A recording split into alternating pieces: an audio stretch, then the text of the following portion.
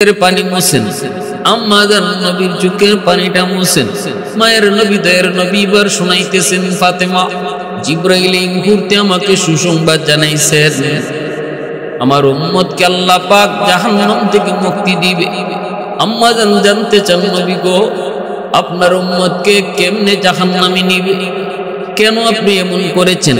নবীজি বলতেছেন, ফাতেমা জিবরাইল আমাকে জাহান্নামের বিবরণ বলতেছে। নবী গো জাহান্নামের প্রথম স্তরে এমন, দ্বিতীয় স্তরে এমন, তৃতীয় স্তরে এমন, চতুর্থ স্তরে অমুক, পঞ্চম স্তরে অমুকের, ষষ্ঠ স্তরে, প্রথম থেকে নিয়ে ষষ্ঠ স্তর পর্যন্ত জিবরাইল আমাকে বলল। সপ্তম স্তরটা জিবরাইল বলে না, আমি জিবরাইলকে বললাম, ভাই জিবরাইল সপ্তম স্তরের কথাটা কও না কেন? জিবরাইল তখন কয়, নবী গো সপ্তম স্তরের কথাটা যদি বলি আপনি হাওমাও করে কানবেন, কষ্ট পাবেন। নবী বলতেছে, ভাই জিবরাইল কও। এবার জিবরাইল কয়, নবী গো জাহান্নামের সপ্তম স্তরে আপনার উম্মত যারা গুনাহগার নাফরমান এরা থাকবে। এই কথাটা শোনা মাত্র আমি বেচैन হয়ে পড়েছি, অস্থির হয়ে পড়েছি, চলে এসেছি নির্জনে উম্মতের জন্য কান্না করি। এই মুহূর্তে আল্লাহ আমাকে সুসংবাদ জানাইছে, বন্ধু এই উম্মতের ব্যাপারে আমি তোমাকে খুশখবর দিলাম। কেমনে? মায়ার নবী দয়ার নবী কি আম্মাজান জিজ্ঞেস করে, নবী গো কেমন করে আপনার উম্মতকে জাহান্নামে নিবে, আবার কেমন করে মুক্ত হবে? আল্লাহর নবী কয় আমার উম্মতকে যখন নিবে, উম্মত তখন লা ইলাহা ইল্লাল্লাহ, লা ইলাহা ইল্লাল্লাহ মুহাম্মাদুর রাসূলুল্লাহ এই জিকির করবে, হ্যান্ডকাপ লাগানো হবে না। সকল উম্মত জাহান্নামী হইলে তাদেরকে হ্যান্ডকাপ লাগানো হবে, কিন্তু আমার উম্মতের হাতে পায়ে কোনো বেড়ি লাগানো হবে না, হ্যান্ডকাপ লাগানো হবে না, দিয়ে যাবে। কিন্তু যেই মাত্র লা ইলাহা ইল্লাল্লাহ মুহাম্মাদুর রাসূলুল্লাহর জিকির করবে, তখনই জাহান্নাম পিছনের দিকে চলে যাবে। মালিক দারোগা বলবে, কি ব্যাপার তোমরা আবার পিছনে আসতে চাও কেন, পিছনে চলে আসছো কেন? জাহান্নাম বলবে, যেই মালিকের জিকির, যেই নবীর নামের জিকির, এই জিকির পর আমরা আমি কেমন করে তাদেরকে গ্রাস করি, কেমন করে গ্রাস করি। এই অবস্থায় মালিক দারোগা বলবে, যেই মালিকের নাম নিয়ে ওরা জিকির করে, এই মালিকের নির্দেশ, ওদেরকে তুমি ধরো। জাহান্নাম তখনই তাদেরকে ধরবে, দইরে জাহান্নাম তাদেরকে ভিতরে নিবে। কিন্তু ওজুর স্থানগুলি চমকাইতে থাকবে, মুররাম মুহাজ্জিলিনা মিন আসারিল ওযু, ওজুর স্থানগুলো চমকাইতে থাকবে। জাহান্নামের ভিতরে জ্বলবে জ্বলবে, কয়লার মতো হয়ে যাবে। জিবরাইল আমিন জাহান্নামের ভিতরে ঢুকবে। আল্লাহ পাক রব্বুল আলামিন তখন কইব, জিবরাইল যাও জাহান্নামটা একটু দেইখা আও। জাহান্নামের ভিতরে ঢুকলে পরে তখন উম্মতে মুহাম্মদী জিবরাইলকে জিজ্ঞেস করবে, আপনি কে গো? আমি জিবরাইল, শুনেছি আপনার নাম আমার নবীর জবান থেকে, আপনি আমাদের নবীর কাছে এসেছেন। জিবরাইল আমিন 24,000 বার নবীজির কাছে আগমন করেছেন। জিবরাইলকে পায়া উম্মতে মুহাম্মদীর মনের ভিতরে অনেকটা প্রশান্তি জাগবে। একটু কইব, যাও একটু আমাদের নবীর কইও, আমরা বড় বিপদে আছি গো, আমরা জাহান্নামে আছি, জ্বলতেছি। জিবরাইল যাবে, আল্লাহ পাক কইব, জিবরাইল জাহান্নামীরা কিছু কইছে নাকি? হগো আল্লাহ, উম্মতে মুহাম্মদীরা তাদের নবীকে এই সংবাদ দিতে কইছে। আল্লাহ কইব, জিবরাইল যাও আমার দোস্তরে যায় জানাও তার উম্মতের হালত। নবীকে জানানো মাত্রই নবীজি মাকামে মাহমুদে মাথায় সাথে সাথে সিজদায় পড়ে আল্লাহর কাছে কান্না করবে। এমন কান্না শুরু করবে, আল্লাহ পাক তখন বলবে, ইরফা রাসাক ইয়া মুহাম্মদ সালতুতা, ও মুহাম্মদ মাথা উঠাও। কুল তুসমা, তুমি কি বলতে চাও বলো, শোনা হবে। সালতুতা, তুমি কি চাও, চাও আমায়, আমি তোমাকে তাই দেব। তখনই নবী কইব, আল্লাহ উম্মত আমার জাহান্নামের ভিতরে পইরা জ্বলতেছে, আমার কাছে আশ্রয়, আমার কাছে সাহায্য চাইছে। আল্লাহ পাক রব্বুল আলামিন তখন বলবে, বন্ধু যাও জাহান্নামের ভিতরে ঢুইকা যাদেরকে দেখো তাদেরকে তুমি বের করো। নবী কইব আমি ঢুইকে দেখবো আমার উম্মতের ওজুর জায়গাগুলা চমকাইতেছে। গুনাম মুহাজ্জিলিনা মিন আথারিল ওযু। এ যুবক, গুনাহ করবা, গুনাহ হয়ে যাবে, আল্লাহ চাইলে মাফ করবে, কিন্তু নামাজি মানুষের ওজুর জায়গাগুলা যখন চমকাবে, আল্লাহর নবী সেই চমকানো জায়গা দেখে আল্লাহর নবী তাকে চিনে জাহান্নাম থেকে মুক্ত করবে। এজন্য বলতেছিলাম, মায়ার নবী দয়ার নবী বলতেছে, ফাতেমা উম্মতের এই কঠিন বিপদের কথা শুনি না আমি কাঁদছিলাম, আর এই মুহূর্তে জিব্রাইল আমাকে এই সুসংবাদ শোনায় গেছে। উম্মতের দরদি নবী, কান্ডারি নবী, উম্মতের জন্য কাঁদছেন, উম্মতের জন্য পেরেশান ছিলেন। আজ নবী রওজায় শুয়া উম্মতি কুইয়ে কান্দে। হাসরের মাঠে রাসূল যখন উঠবে সর্বপ্রথম, তখনও উঠতেই কইব, আল্লাহ বুরাকের পিঠে পরে উঠবো, আমার উম্মত কই। আল্লাহ বুঝতো এখনো হাসরের মাঠ কায়েমই হইছে না, তোমারই সবার আগে তুলছি, এর পরে তো হাসরের মাঠ কায়েম হবে। তুমি আসো, আমার পাশে বসো। আল্লাহ পাক বিচারকের আসনে বসবেন, আর রহমতের নবী আল্লাহর ডান দিকে বসবেন। তারপরে পুরা সৃষ্টি জগৎকে আবার তোলা হবে। ওয়ামা আরসালনাকা ইল্লা রাহমাতাল লিল আলামিন। আল্লাহ পাক আমাদেরকে মানার বুঝার তো। 3 দিন যাবত দ্বীনের নবী, মায়ের নবী, রহমতের নবীকে মদিনায় পাওয়া যায় না। কোথায় রহমতের নবী? সাহাবায়ে কেরাম সবাই তো অবাক, সবাই তো পেরেশান। আবু বকর পাগল, হযরত ওমর খুঁজতে পাগল, ওসমান গনি, আলী, সমস্ত সাহাবায়ে কেরাম। চতুর্দিকে কি আওয়াজ, নবী নাই। মদিনায় সাহাবায়ে কেরামের কান্নার রোল পড়ে গেল। এশার নামাজ নবী পড়াইলেন, ফজরের সময় নবী নাই। চতুর্দিকে কান্নার আওয়াজ। হয়তো দুশমনেরা নবীর কোনো ক্ষতি করে ফেলেছে। আবার কেউ বলতে শুরু করলেন, মনে হয় আল্লাহ পাক আমাদের উপর নারাজ হয়ে তার হাবিবকে আকাশে উঠায় নিয়েছেন। চতুর্দিকে শুধু একই আওয়াজ। এইদিকে খাতুনে জান্নাত ফাতেমা রাদিয়াল্লাহু তাআলা আনহা, তিনি তো পাগল, তিনি তো একদম অস্থির হবেনই তো, কারণ আমার নবীর কিছু হলে সবাই যদ্দূর না কানবে, যদ্দূর না পেরেশান হবে, খাতুনে জান্নাত এর চেয়ে 1000 গুণ পেরেশান তো হওয়ারই কথা।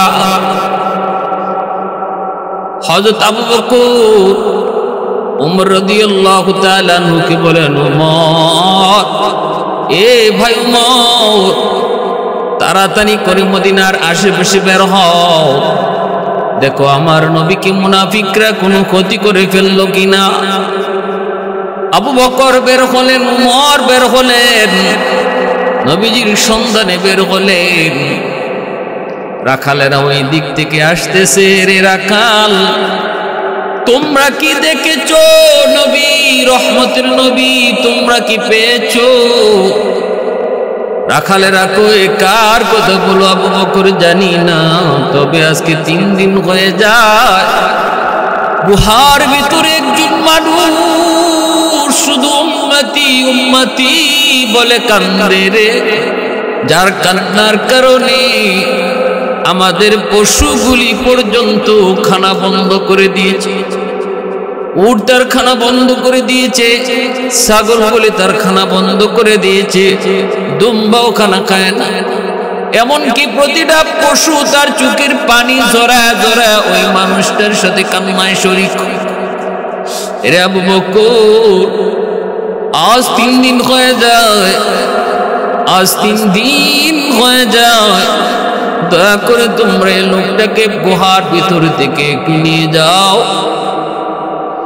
আবু বকর সিদ্দিক হযরত ওমর ফারুককে ডাক দিয়ে বলে, ভাই ওমর, উম্মতি বলে আর কেউ কান্না করে না রে, আমার বুঝ হয়ে গেছে তিনি উম্মতের কান্ডারি নবী, উম্মতের কান্ডারি নবী, রহমতের নবী সরওয়ারি দু জাহান ব্যতীত কেউ উম্মতের জন্য এভাবে কান্দে না।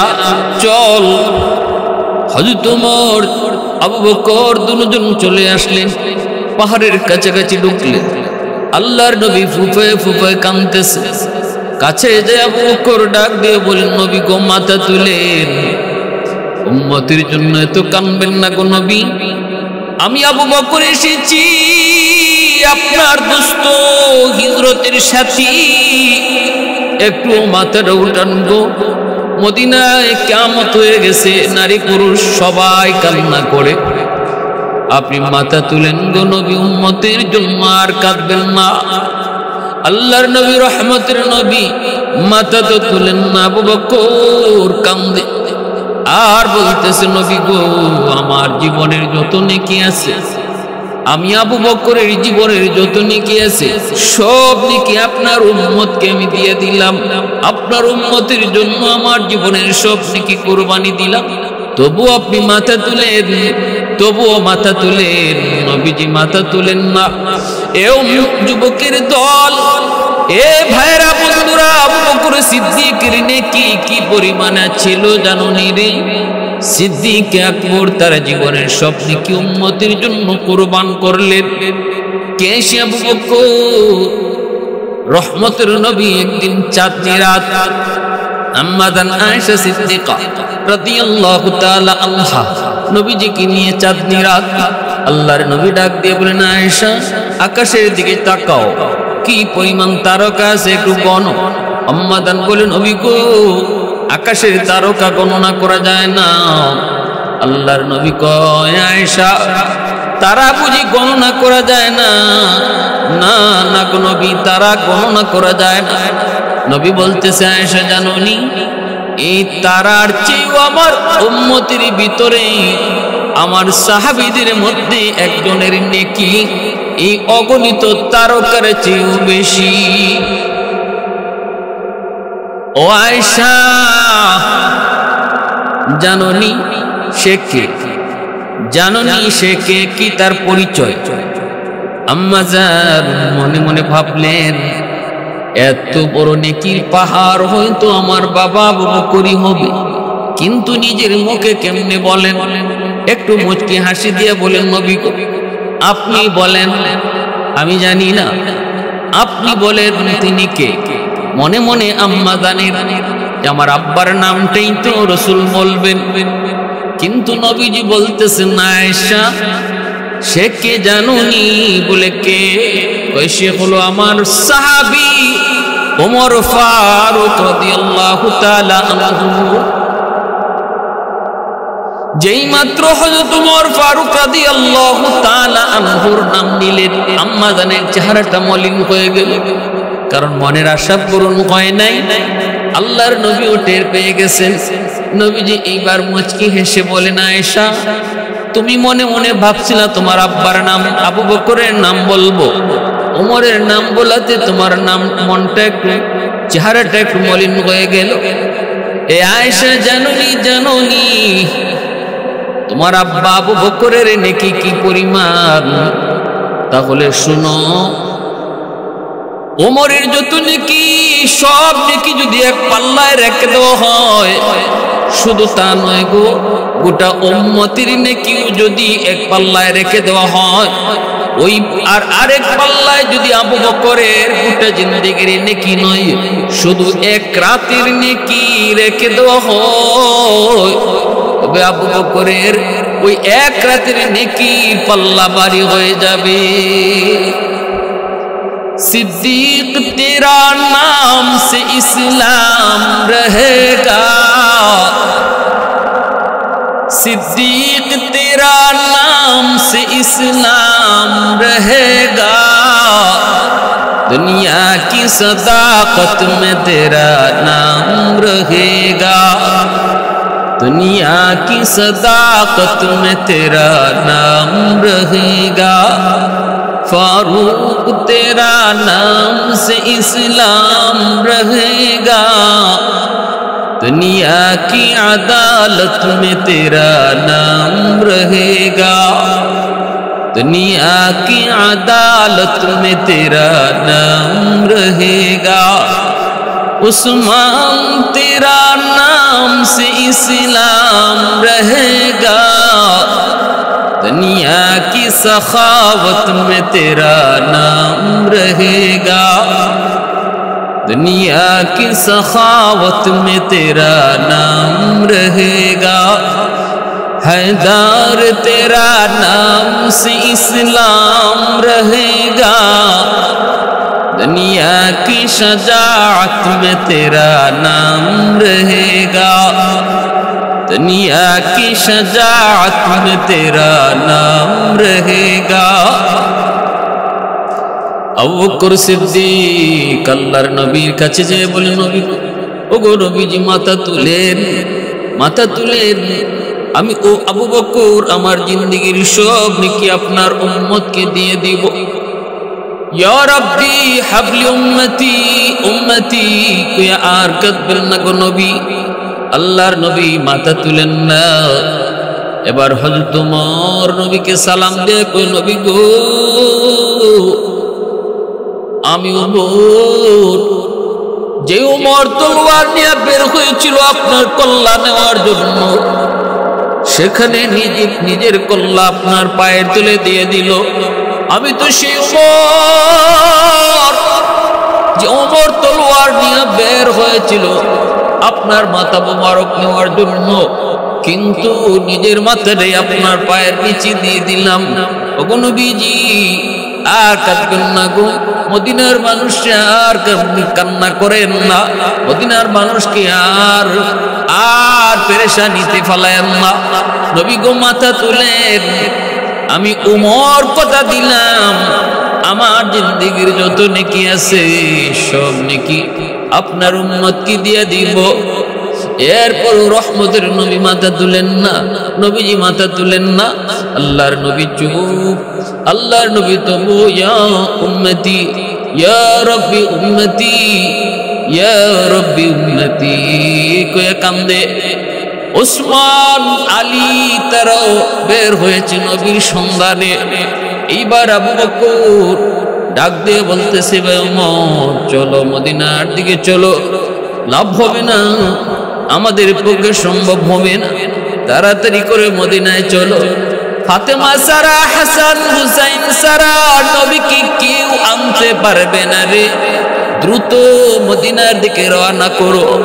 হাসান হুসাইন লাগবে, খাতুনে জান্নাত ফাতেমা লাগবে, দুজন মদিনার দিকে রওনা দিছেন পাগলের মতো।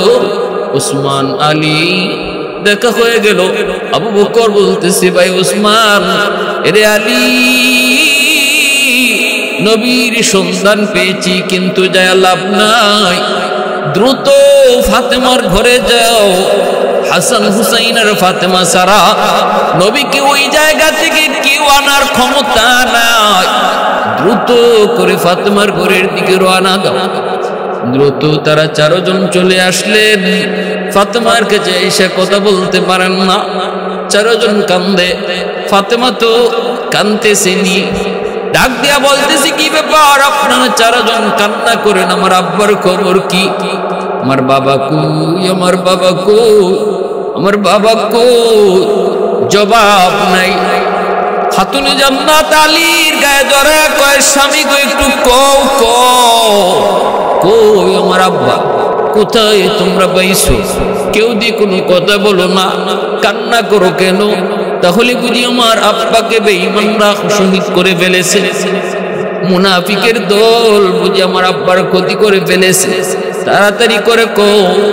কান্না করেন আলী, চোখের পানি মুইছে কয়, ফাতেমা না না গো, মায়ার নবীর কোনো ক্ষতি দুশমনেরা করে নাই, কিন্তু নবী উম্মতি উম্মতি কয়ে 3 দিন যাবত পাহাড়ের গুহায় কান্না করে। আমরা গিয়েছি, আবু বকর ওমর জীবনের সব নেকি কুরবানি দিছে, উম্মতকে দিয়ে দিছে, নবী মাথা তুলেন না। নবীর কান্নায় পশু পাখি পর্যন্ত খানা পিনা বন্ধ করে দিয়েছে। কেউ নবীকে তুলতে পারে না, কেউ নবীর মাথা উঠাইতে পারে না, নবী কারো কথা শুনেন না, শুধু কান্না করে। ফাতেমা তাড়াতাড়ি চলো, তাড়াতাড়ি করে চলো, তাড়াতাড়ি করে চলো।